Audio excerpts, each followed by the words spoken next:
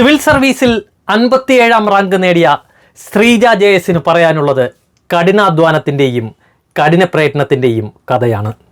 ഈ വീടിൻ്റെ ഓരോ ചുവരുകളും പറയും ശ്രീജയുടെ പഠന രീതി. അങ്ങനെ ആദ്യ അറ്റംപ്റ്റിൽ തന്നെ 57ാം റാങ്ക് സിവിൽ സർവീസിൽ നേടിയതിൻ്റെ ആഹ്ലാദത്തിലാണ് ശ്രീജ. അല്ലേ ശ്രീജ? അതെ, വളരെയധികം സന്തോഷമുണ്ട്. ഇത് ആദ്യ അറ്റംപ്റ്റ് ആണോ? അതെ, ഇത് ആദ്യ അറ്റംപ്റ്റ് ആണ്. എത്ര കാലത്തെ പ്രയത്നമാണ്? ഞാൻ പോസ്റ്റ് ഗ്രാജുവേഷൻ കഴിഞ്ഞത് മെയ് 2024 അപ്പം വന്ന ഉടനെ ഞാൻ ഫോർച്യൂണിൽ ജോയിൻ ചെയ്തു. അപ്പോൾ അന്ന് മുതൽ ഇന്ന് വരെയും സിവിൽ സർവീസ് നേടണം എന്നുള്ളൊരു വലിയ ആഗ്രഹവും പ്രയത്നമായിരുന്നു. ഇന്നത് ആരെങ്കിലും പ്രചോദനമുണ്ടോ ഇതിന്? സത്യം പറഞ്ഞാൽ ഞാൻ 7th സ്റ്റാൻഡേർഡ് പഠിക്കുമ്പം നമ്മുടെ ഹരിത മാം ഓൾ ഇന്ത്യ റാങ്ക് 1 മേടിച്ചു. അപ്പം പത്രത്തിലൊക്കെ വലിയ വാർത്തയായി. അത് കണ്ടപ്പോഴാണ് ഞാൻ എൻ്റെ അമ്മയുടെ അടുത്ത് ചോദിക്കുന്നത് ഇതെന്താ എക്സാം എന്നൊക്കെ. അന്ന് മുതലേ മനസ്സിലൊരു സ്വപ്നമുണ്ട്. പിന്നെ ഞാൻ കോളേജൊക്കെ കഴിഞ്ഞപ്പോഴത്തേക്കും പിന്നെ അങ്ങോട്ട് ഇറങ്ങുമായിരുന്നു. അപ്പം സത്യം പറയുവാണെങ്കിൽ എൻ്റെ ഫുൾ മോട്ടിവേഷൻ എൻ്റെ അമ്മയും അച്ഛനും തന്നെയാണ്. അമ്മയും അച്ഛൻ്റെ പ്രയത്നം തന്നെയാണ് അല്ലേ? അതെ അതെ, തീർച്ചയായും. അമ്മ പഴയ PG കാരിയാണ്. അതെ, PG കാരിയാണ്. അതെ. അപ്പൊ അമ്മ തന്നെയാണ് പഴയ കാലത്ത് ട്യൂഷനൊക്കെ എടുത്തോണ്ടിരുന്നത്? അതെ അതെ, വളരെ ചെറിയ പ്രായം മുതൽ അക്ഷരങ്ങൾ പഠിപ്പിച്ചു തന്നതും 9ാം ക്ലാസ് വരെ അമ്മ എന്നെ കൂടെ ഇരുത്തി പഠിപ്പിച്ചു തരുമായിരുന്നു. 10ാം ക്ലാസ്സൊക്കെ ആയപ്പോഴാണ് ഞാൻ തന്നെ പഠിച്ചു തുടങ്ങിയത്. അതുവരെ അമ്മയായിരുന്നു കൂടെ ഉണ്ടായിരുന്നത്. അച്ഛൻ കൂലിപ്പണിയാണ് അല്ലേ? സാധാ മേശരിപ്പണിയൊക്കെ ചെയ്താണ് അച്ഛന്റെ ജീവിതം. പക്ഷെ മകളുടെ വിദ്യാഭ്യാസത്തിന് ഒരു കുറവും അമ്മയും അച്ഛനും ഇതുവരെ വെച്ചിട്ടില്ല. ഇല്ല, ഒരിക്കലും നോ പറഞ്ഞിട്ടില്ല. അവരെപ്പോഴും ഞാൻ എന്ത് പറഞ്ഞാലും അതെ മക്കളെ നിന്നെ കൊണ്ട് പറ്റും, നീ ചെയ്താൽ മതി, ഞങ്ങൾ ഫുൾ സപ്പോർട്ടോടെ നിന്റെ കൂടെ ഉണ്ട്. ഇപ്പം ഫിനാൻഷ്യൽ ട്രബിൾസ് ഒന്നും എന്നെ അറിയിക്കാണ്ട് അവരെന്നെ വളർത്തി. അതിൽ ഭയങ്കര ഗ്രേറ്റ്ഫുൾ ആണ്. ഈ അമ്മയുടെയും അച്ഛൻ്റെയും പ്രോത്സാഹനമാണ് ഇന്ന് ശ്രീജയെ സിവിൽ സർവീസിന്റെ 57ാം റാങ്ക് കാരിയാക്കിയത് അല്ലേ? അവരുടെ കഠിന പ്രയത്നമാണ് ഇതിന് പിന്നിൽ. ശ്രീജ പഠിച്ചെങ്കിലും അവരാണ് നമ്മളെ പ്രോത്സാഹിപ്പിച്ചത് അല്ലേ? എല്ലാ വിഷയത്തിനും എല്ലാം ജയിക്കും എന്നുള്ള ഉറപ്പ് നൽകിയത് ഈ അമ്മയും അച്ഛനും. അവരുടെ ഒരു കഠിന പ്രയത്നമാണ്. അതെ. ഐച്ഛിക വിഷയമായിട്ട് എടുത്ത ഏതായിരുന്നു? ഞാൻ പൊളിറ്റിക്കൽ സയൻസ് തന്നെയാണ് എടുത്തത്. കാരണം എൻ്റെ BA MA പൊളിറ്റിക്കൽ സയൻസ് ആയിരുന്നു. അതുകൊണ്ട് തന്നെ ഓപ്ഷനിൽ ഞാൻ political science and international relations ആയിരുന്നു. ഈ ചുവരിലൊക്കെ എഴുതി വെക്കുമായിരുന്നു അല്ലേ? ഒരു കോൺഫിഡന്റ് വരാൻ വേണ്ടിയല്ലേ അത് ചെയ്തത്? അതെന്താണ് ചുവരിൽ എഴുതി വെക്കുന്നത്? അത് ഞാൻ 10ലും +2ലൊക്കെ സെയിം പരിപാടി ചെയ്തിട്ടുണ്ട്. 10ൽ ഫുൾ A+, +2ൽ 1200. അപ്പം ഇതെനിക്ക് എപ്പോഴും ഒരു ആങ്കർ ആയിരുന്നു. ലൈക്ക് എനിക്ക് പഠിക്കാനൊരു മോട്ടിവേഷനും ഉഴപ്പാണ്ട് എന്തായാലും ഇതിന് വേണ്ടിയിട്ട് ശ്രമിക്കണം എന്നുള്ളൊരു ഒരു ഫയർ എനിക്ക് കിട്ടാനാണ് ഞാനിത് എഴുതി വെക്കുന്നത്. ഇപ്പം UPSCയുടെ ഞാൻ എഴുതി വെച്ചു. ഞാൻ 15 എഴുതി വെച്ചത്. അതെനിക്കൊരു ആങ്കർ ആയിരുന്നു. അപ്പം എനിക്ക് 57 കിട്ടി. 57 കിട്ടിയത് വലിയ സംഭവം തന്നെയാണ്. എനിക്ക് ഭയങ്കര ഗ്രേറ്റ്ഫുൾ ആണ് ഞാൻ കിട്ടിയത്. പുതുതായി സിവിൽ സർവീസിൽ പ്രയത്നിക്കുന്നവർക്കും ശ്രീജ നൽകുന്ന ഉപദേശമുണ്ട്. എന്താണ്?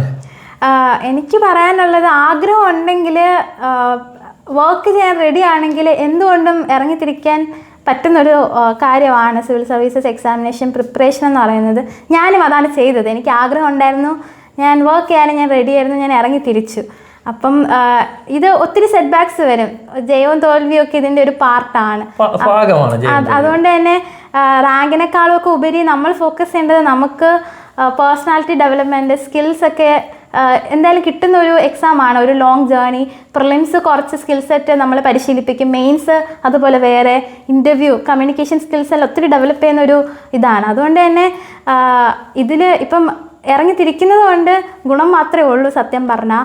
പക്ഷേ ലക്ക് ഫാക്ടർ തീർച്ചയായിട്ടും ഉണ്ട്, അത് പറയാതിരിക്കാൻ പറ്റില്ല. പക്ഷേ പുതിയ ആസ്പിറൻസിനോട് പ്രത്യേകിച്ച് പറയാനുള്ളത്, പ്രിപ്പറേഷൻ സിമ്പിളായിട്ട് വെക്കുക. ഓവർ തിങ്ക് ചെയ്ത് കുളവാക്കാതെ ടീച്ചേഴ്സൊക്കെ പറയുന്നത് അനുസരിക്കുക. പിന്നെ നിങ്ങൾ അങ്ങ് ഇറങ്ങിത്തിരിക്കുക. വിജയം ലക്ഷ്യമാക്കി ഇറങ്ങിത്തിരിക്കുക. പക്ഷേ വിജയിക്കുന്നതും പരാജയപ്പെടുന്നതും നമ്മുടെ കയ്യിലല്ല. നമ്മൾ പ്രയത്നിക്കുക എന്നുള്ളതാണ് നമ്മുടെ മെയിൻ വിഷയം. അതെ. ശ്രീജ എത്ര മണിക്കൂർ പഠിക്കുമായിരുന്നു സിവിൽ സർവീസിന് വേണ്ടി? എനിക്ക് 6 മണിക്കൂർ ക്ലാസ് ഉണ്ട് ഡെയിലി. ഞാൻ ഫോർച്യൂണിൽ PCM കോഴ്സ് ചെയ്യുന്ന സമയത്ത്. അപ്പം 4 മണിക്കൂർ GSൻ്റെ ക്ലാസ്, 2 മണിക്കൂർ ഓപ്ഷണലിൻ്റെ ക്ലാസ്. അത് കഴിഞ്ഞിട്ട് ഫോർച്യൂണ് തന്നെ ഡെയിലി ഷെഡ്യൂളുണ്ട്. അപ്പം ആ ഡെയിലി അത്രയും എന്തൊക്കെ പഠിക്കാൻ പറഞ്ഞിട്ടുണ്ടോ അതെല്ലാം എനിക്ക് പഠിച്ച് തീർക്കണം എന്ന് ഭയങ്കര വാശിയായിരുന്നു. അതിന് എത്ര സമയം എടുക്കും ഞാൻ ഇരിക്കും, പറ്റുന്ന അത്ര ഞാൻ ഇരിക്കും. ചിലപ്പോൾ അത് 6 hours + 3 hours ആയിരിക്കും, 5 hours ആയിരിക്കും. എനിക്ക് പറ്റുന്നത്ര ഞാൻ ഇരിക്കും. എന്തെങ്കിലും മിച്ചം വരുവാണെങ്കിൽ ഞാനത് ഫ്രൈഡേ അല്ലെങ്കിൽ സാറ്റർഡേ കവർ ചെയ്യും. സൺഡേ എക്സാമിന് പോകുന്നതിന് മുന്നേ എല്ലാം കവർ ചെയ്യണം എന്നാണ് എൻ്റെ വാശി. ഞാൻ മോസ്റ്റ്ലി ചെയ്യാറും ഉണ്ടായിരുന്നു. അതിന് വീട്ടുകാരൊക്കെ ഈ പഠിക്കുന്ന സമയത്ത് കൂടെ ഇരിക്കാറുണ്ട് അല്ലേ? നിർബന്ധിക്കാറുണ്ടോ? വീട്ടുകാരുടെ നിർബന്ധമുണ്ടോ? ഇല്ല, എൻ്റെ അടുത്ത് അവർ ഒരിക്കലും ഇരുന്ന് പഠിക്കുന്ന പറഞ്ഞിട്ടില്ല. സത്യം പറഞ്ഞ അവരുടെ പ്രോത്സാഹനമാണ്. എല്ലാത്തിനും ജയിക്കും എന്നുള്ള ഒരു പ്രോത്സാഹനമാണ് നമുക്ക് ഇതുവരെ കിട്ടിയിട്ടുള്ളത് അല്ലേ? ആ പുതിയ ടീമിനൊക്കെ എങ്ങനെയാണ് നമ്മുടെ ഒരു പുതുതായിട്ടൊരു പ്രിപ്പയർ ചെയ്യുന്ന ഒരാൾക്ക് നമുക്ക് എങ്ങനെ അവർ തുടങ്ങണം? സ്റ്റാർട്ട് തുടങ്ങേണ്ടതെന്ന് വെച്ചാൽ എന്തുകൊണ്ടും NCERTs ഒക്കെ വായിച്ച് തന്നെ തുടങ്ങണം. പിന്നെ പത്രവായന നിർബന്ധമാക്കണം. കാരണം പത്രം വായിക്കുമ്പം വിവരം കിട്ടുന്നതിനപ്പുറം നമ്മുടെ ആ റൈറ്റിംഗ് സ്റ്റൈല് ഒക്കെ നമുക്ക് ക്യാപ്ചർ ചെയ്യണമെങ്കിൽ പത്രവായന ഒത്തിരി അത്യാവശ്യമാണ്. അപ്പം ഞാനും ആദ്യമൊക്കെ നന്നായിട്ട് പത്രം വായിച്ചു കൊണ്ടിരുന്ന ആളാണ്. പിന്നെ ഹിന്ദു ആയിരുന്നു തുടങ്ങിയിരുന്നത്. പിന്നെ അത് ഇൻ്റർവ്യൂവിൻ്റെ സമയപ്പോൾ ഞാൻ ഇന്ത്യൻ എക്സ്പ്രസ്സിലോട്ട് മാറി. പക്ഷേ സത്യം പറഞ്ഞാൽ പത്രം നിരന്തരം വായിക്കുക. അതിപ്പം ഹിന്ദു ആണെങ്കിലും ഇന്ത്യൻ എക്സ്പ്രസ് ആണെങ്കിലും വായിക്കുക. അത് നിങ്ങൾ ഒത്തിരി ഹെൽപ്പ് ചെയ്യുന്നതാണ്. വായനയാണ് ഇതിന്റെ പ്രധാന ഘടകം. അതെ, ശരിക്കും വായന. പിന്നെ പ്രാക്ടീസ് ചെയ്യണം. പ്രിലിംസിനോ MCQs കിട്ടുന്ന അത്രയും പ്രാക്ടീസ് ചെയ്യുക. CSAT ആവട്ടെ GS1 ആവട്ടെ മാക്സിമം പ്രാക്ടീസ് ചെയ്യുക. മെയിൻസിൻ്റെ സമയത്ത് മാക്സിമം ആൻസർ റൈറ്റിംഗ് ചെയ്യുക, പറ്റുന്ന അത്രയും ചെയ്യുക. അത് പ്രാക്ടീസ് ചെയ്യുന്നതിനോടൊപ്പം മെൻറ്റേഴ്സിൻ്റെ അടുത്ത് കൊടുത്ത് കറക്റ്റ് ചെയ്യുക, അവരുടെ ഫീഡ്ബാക്ക് എടുക്കുക, അത് ഇംപ്ലിമെൻറ്റ് ചെയ്യുക. ഇൻ്റർവ്യൂവിൻ്റെ സമയത്ത് ഒത്തിരി സംസാരിക്കുക, ക്വസ്റ്റ്യൻസ് അഡ്രസ്സ് ചെയ്യുക. അപ്പം ഹാർഡ് വർക്കിൻ്റെ ഒപ്പം ഏറ്റവും വലിയൊരു പങ്ക് പ്രാക്ടീസിനും ഉണ്ട്. പത്രവായന മണിക്കൂറുകളോളം ഉണ്ടായിരുന്നല്ലേ? ഇല്ല, ഞാൻ തുടങ്ങിയപ്പം 2 മണിക്കൂറൊക്കെ പോവുമായിരുന്നു. കാരണം എല്ലാം ഇരുന്ന് വായിക്കും. പക്ഷെ പിന്നീട് എനിക്ക് മനസ്സിലായി ആവശ്യമുള്ളത് മാത്രം വായിച്ചാൽ മതി. ജനറലായിട്ടൊരു അവയർനെസ് ക്രിയേറ്റ് ചെയ്ത് വെക്കുക. പക്ഷെ ആവശ്യമുള്ള കാര്യങ്ങൾ നമ്മൾ കോൺസെൻട്രേറ്റ് ചെയ്ത് വായിക്കുക, എഡിറ്റോറിയൽ പേജൊക്കെ. അങ്ങനെ. ഇതിനു മുന്നേ ഏതെങ്കിലും ടെസ്റ്റ് എഴുതിയിട്ടുണ്ടോ? ഞാൻ 2024 UGC നെറ്റ് ക്ലിയർ ചെയ്തായിരുന്നു. അത് ഫസ്റ്റ് അറ്റംപ്റ്റ് ആയിരുന്നു. പൊളിറ്റിക്കൽ സയൻസിൽ തന്നെയാണ് ക്ലിയർ ചെയ്തത്. അതിൽ എന്തെങ്കിലും കിട്ടിയിട്ടുണ്ടോ? അതെ, അതിൽ ഞാൻ നെറ്റ് ക്ലിയർ ചെയ്തു. അതിനുശേഷം ഞാൻ പിന്നെ പെർസ്യൂ ചെയ്യാൻ പോയില്ല. കേരള PSC ഒന്നും പ്രിപ്പയർ ചെയ്തിട്ടൊന്നുമില്ല? പ്രിപ്പയർ ചെയ്തിട്ടൊന്നുമില്ല. ഏതൊക്കെ 2 എക്സാം എഴുതിയിട്ടുണ്ട്, എനിക്ക് ഓർമ്മയില്ല. അതൊന്നും റാങ്ക് ലിസ്റ്റിൽ വന്നിട്ടില്ല? ഇല്ല. കാരണമായിട്ട് നോക്കിയിട്ടില്ല. ഇല്ല, എനിക്ക് ഒറ്റ ലക്ഷ്യം ഉണ്ടായിരുന്നുള്ള സിവിൽ സർവീസ് പാസ്സാവുക. അത് എപ്പോഴും അതായിരുന്നു എൻ്റെ ലക്ഷ്യം. അപ്പം പിന്നെ അതുകൊണ്ട് തന്നെ ഞാൻ പറയുമായിരുന്നു, ആരെങ്കിലും എൻ്റെ അടുത്ത് ചോദിച്ചാൽ PSC എഴുതുന്നു, ഞാൻ പറയും എനിക്ക് PSC ഒന്നും എനിക്ക് എഴുതാൻ ആഗ്രഹമില്ല, എനിക്ക് സിവിൽ സർവീസ് എക്സാമാണ് എൻ്റെ ലക്ഷ്യം. അത് തന്നെ ഞാൻ ഫോക്കസ് ചെയ്ത് പോവാമെന്ന് ഞാൻ ഇങ്ങനെ പറയുമായിരുന്നു.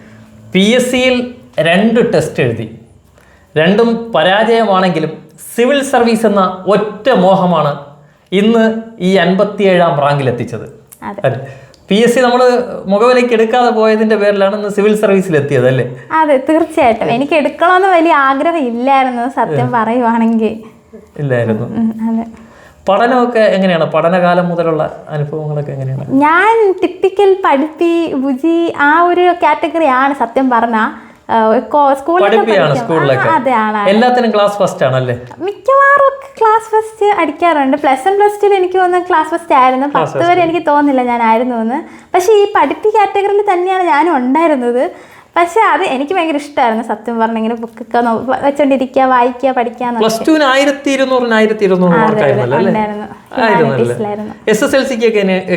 ഫുൾ A+ ഉണ്ടായിരുന്നു. പഠിച്ചതൊക്കെ എവിടെയൊക്കെയാണ്?